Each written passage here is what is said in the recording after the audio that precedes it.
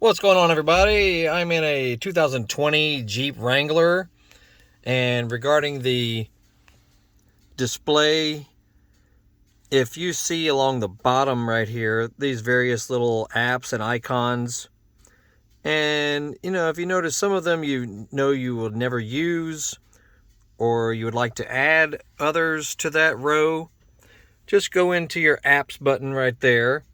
And you have to do this when the car is not being driven, so the ignition needs to be on, and you can be in a parking lot with the car in park, but you can't do it while you're driving. And all you do is pick, like, say you wanted to put the radio button, just hold it, push and hold, and then drag it to where you want it on the screen. I already had one down there. Or, like, say this for climate control. Excuse me, a little dark in here. Just grab a hold of it and put it where you want it on the screen.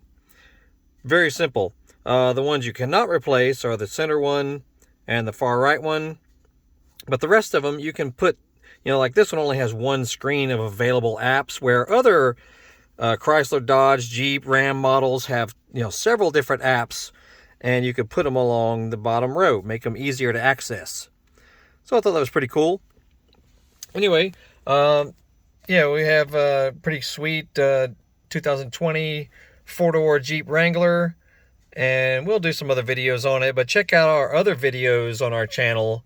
All kinds of stuff to help you, if you work on your own car, dirt bike, motorcycle, ATV, or little tips and tricks, things that if you own a vehicle, just scan through our channel and notice the playlist link you'll see at the end of this video, as well as the thumbnail pictures at the very end. It'll help you go to other areas of our channel.